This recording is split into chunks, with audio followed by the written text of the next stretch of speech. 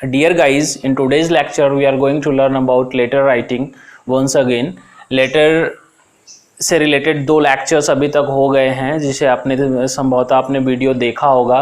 अगर नहीं देखा है तो आप प्लेलिस्ट से इसका लेक्चर 1 और लेक्चर 2 ज़रूर देखिएगा, फिर आपको लेटर राइटिंग का पार्ट 3 बिल्कुल अच्छे तरीके से समझ आएगा।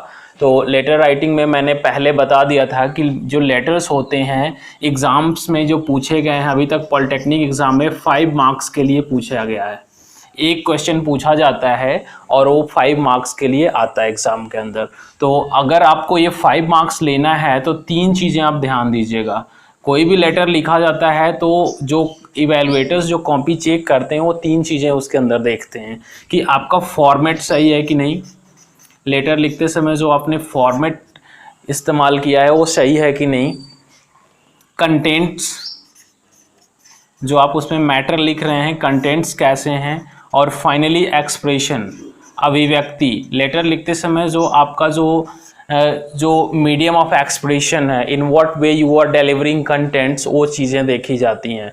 और एक चीज़ और देखा जाता है कि लेटर आपका कहीं एक्स्ट्रा लार्ज तो नहीं है, टू द पॉइंट कम शब्दों में लेटर को लिखना होता है। ठीक है, तो लेटर राइटिंग जिसे परीक्षा में आपको पूछा जाएगा, पत्र लेखन एक कला है, एक स्किल है जिसे आप लोग एक रेगुलर प्रैक्टिस से ही सीख सकते हैं।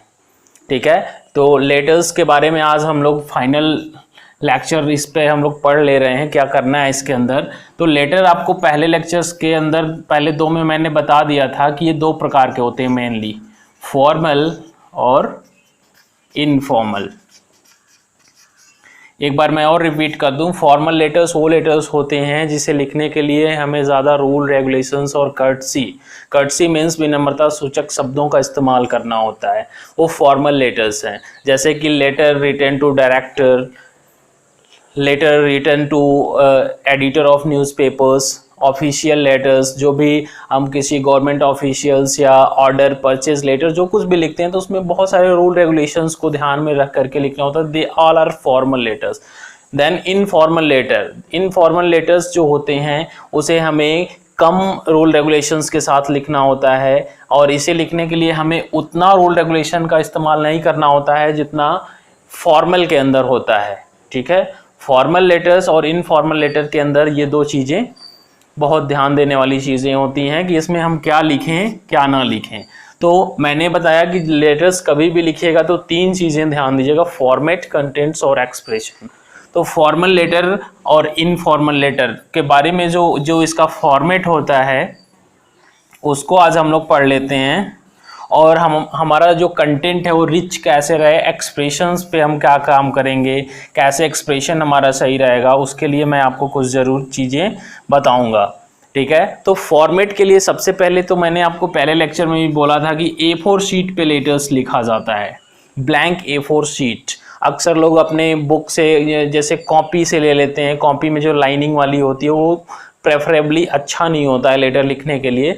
तो सबसे पहले अगर आपको A4 शीट मिलती है तो इसमें टॉप, राइट, बॉटम और लेफ्ट, इससे इस स्पेस के बाहर नहीं जाना है, इसको हम मार्जिन बोलते हैं। मार्जिन में नहीं लिखना होता है।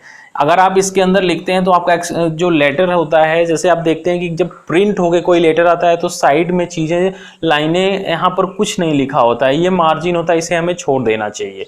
ज़्यादातर स्टूडेंट्स बॉक्स बना देते हैं, बॉक्स बनाएं या ना बनाएं बेहतर होता है, लेकिन लाइनें सब एक क्रम से शुरू होनी चाहिए और समाप्त होनी चाहिए। ये जो बीच का स्पेस है ये तो खाली स्पेस मार्जिन कहलाया, और ये जिसके अंदर आप लिखेंगे इसी को हम कहते हैं टेक्स्ट एरिया। इस टेक्स्ट एरिया के अंदर आपको अपने लेटर का मेन बॉडी, फॉर्मल एंडिंग, हर चीज़ यहाँ पर होना चाहिए। ठीक है, तो ये A4 शीट हमने ले लिया, फॉर्मल लेटर और इनफॉर्मल लेटर। ठीक है, इनफॉर्मल लेटर्स लिखिए तभी भी आप A4 शीट लीजिएगा, ये मार्जिन का ज़रूर ध्यान दीजिएगा। तो इनफॉर्मल लेटर्स जो होते हैं, मैंने बोला था कि पर्सनल लेटर जो भी होते हैं, व्यक्तिगत पत्र, जैसे कि जो पत्र हम लोग भाई, मित्र, रिश्तेदार उनको लिखते हैं वो पर्सनल लेटर कहलाता है। जैसे कि अगर आप हॉस्टल में रहते हैं, अपने फादर को एक लेटर लिख रहे हैं तो पर्सनल लेटर ही हुआ। पर्सनल लेटर लिखने के लिए मैंने बताया था कि पर्सनल लेटर्स इनफॉर्मल लेटर्स होते हैं, इसके लिए हमें कम रूल रेगुलेशंस, लैंग्वेज बहुत ज़्यादा टफ नहीं इस्तेमाल करना है, ठीक है। तो ये इनफॉर्मल लेटर्स सिंपल होते हैं। इन्हें लिखने के लिए सबसे पहले हम सेंडर्स एड्रेस, अपना एड्रेस, जैसे आप पत्र लिख रहे हैं तो आप अपना एड्रेस लिखते हैं, ठीक है। सेंडर्स एड्रेस लिखने के बाद फिर आपको यहाँ पर डेट लिखना होता है। डेट लिखने के बाद आपको सिंपली यहाँ पर सैल्यूटेशन, जैसे कि आप अगर अपने फादर को लिख रहे हैं तो डियर फादर, ठीक है ना, यहाँ पर फादर लिख करके आप इसको कॉमा कर सकते हैं, फिर लाइन चेंज करेंगे, फिर यहाँ पे आपका ओपनिंग लाइन होगा। ओपनिंग लाइन सिंपली लिख करके आप अपने ये main body of your letter, इसमें अपने कंटेंट को लिखेंगे, ठीक है। एक अंतिम जो क्लोजिंग सेंटेंस होता है, इसमें आपको कुछ ऐसा लिखना होता है जैसे convey my regards to younger ones, घर में जो छोटे लोग हैं उनको भी अपना रिगार्ड कन्वे करेंगे। फिर आपका जो लेटर का फॉर्मल एंडिंग होना का होता है, तो यहाँ पर सब्सक्रिप्शन, आप अपने फादर को पत्र लिखे तो योर लविंग सन लिखेंगे, इसको हम सब्सक्रिप्शन बोलते हैं। फिर XYZ यहाँ पर आपका नाम हो जाएगा। तो मैंने ये आपको बताया था पर्सनल लेटर कैसे लिखना है। कुछ किताबों में आपको मिलेगा कि ये जो सेंडर एड्रेस है ये राइट कॉर्नर में होता है, तो राइट कॉर्नर में लिखेंगे तो भी ये लेटर जो है, अगर लेफ्ट से सारी लाइनें शुरू हो रही हैं यानी कि ये अमेरिकन फॉर्मेट में लिखा गया है।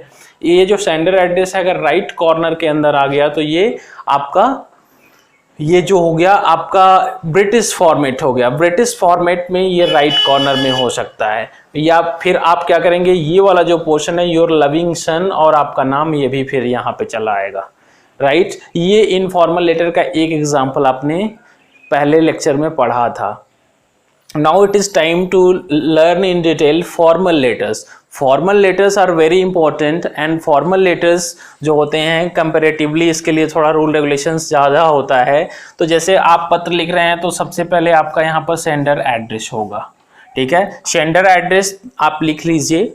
इसके पहले अगर आप जैसे मोस्ट ऑफ द टाइम इसमें ये देखा जाता है कि सबसे पहले आप अपने डेजिग्नेशन से शुरू कर रहे हैं। अगर आपका जो पदनाम, जैसे अगर आप डायरेक्टर हैं तो डायरेक्टर, ठीक है। उसके बाद फिर पद नाम के साथ अपना एड्रेस।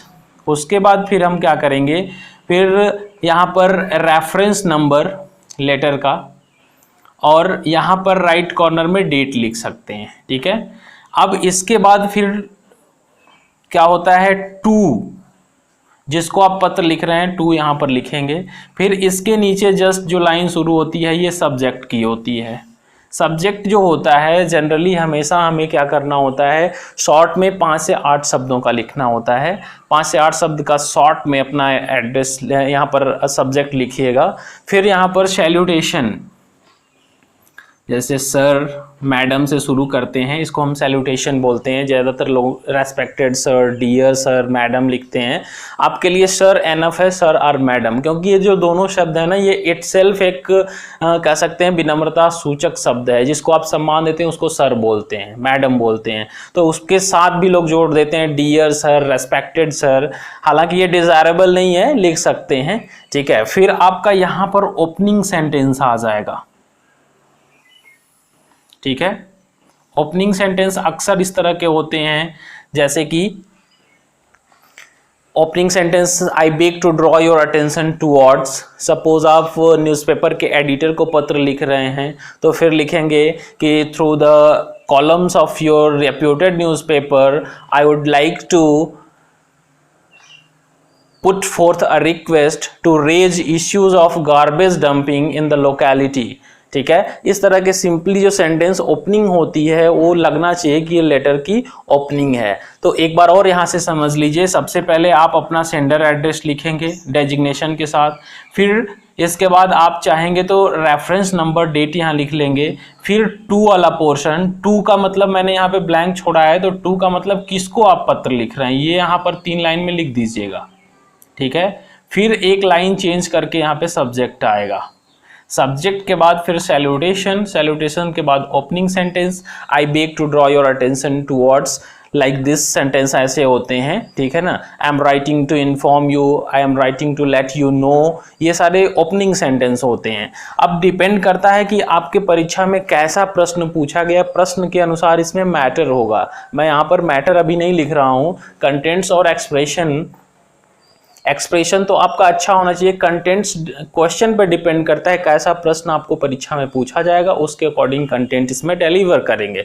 तो ये आपका सेंटेंस हो जाएगा। Main body of your letter, you have to clearly reveal your facts and points you want to convey. Letter में अगर लेटर लंबा है तो पैरा चेंज करके भी लिख सकते हैं, 2 पैराग्राफ में अपने पूरे मैटर को, this is main body of your letter, ये लिख करके फिर आप एक क्लोजिंग लाइन होगी, क्लोजिंग लाइन पढ़ने से भी लगनी चाहिए कि ये now it is the final sentence of your letter.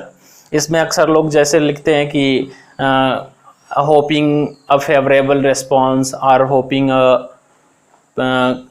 A favourable consideration, ठीक है। और यहाँ पर फिर लिखते हैं subscription, yours sincerely, yours faithfully, उसके बाद XYZ, यहाँ पे आपका नाम हो जाता है, ठीक है।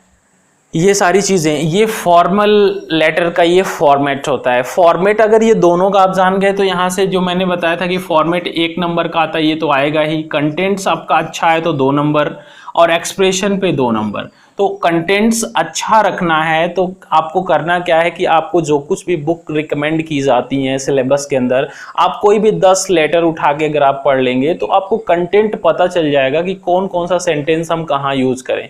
ज़्यादातर सेंटेंसेस कॉमन होते हैं, ठीक है। अगर ओपनिंग और लास्ट सेंटेंस आपको याद हो गया है, 10 लेटर उठा के पढ़ेंगे आप तो उसमें पता चल जाएगा कि हम लेटर की शुरुआत किस सेंटेंस से करें। फिर बीच में आपको 2 से 3 सेंटेंस बनाना है, 5 से 8 शब्दों का छोटा छोटा वाक्य बनाइए, इसमें लिख दीजिए और इसकी क्लोजिंग हो जाती है। This is your letter writing. तो फॉर्मल लेटर ऐसे लिखे जाते हैं, इनफॉर्मल लेटर ऐसे लिखे जाते हैं। तो देखिए परीक्षा के अंदर बहुत सारी चीज़ें दी गई हैं, जैसे ऑर्डर लेटर, ठीक है, एप्लीकेशन, जॉब एप्लीकेशन, जो कुछ भी है। तो अगर आप इन दोनों ब्रॉड कैटेगरी में कैटेगराइज करेंगे तो या तो फॉर्मल होगा या तो इनफॉर्मल होगा। तो फॉर्मल लेटर को ऐसे लिखिएगा, इनफॉर्मल लेटर को ऐसे लिखिएगा। One more request and suggestion to you कि आप इस चैनल को लाइक और सब्सक्राइब कर दीजिए। जो कुछ भी चीज़ें आपको न समझ में आती हैं कमेंट्स में लिख करके भेज दिया करिए, ताकि हम अगले लेक्चर में उसको अच्छे से आपको समझा सकें।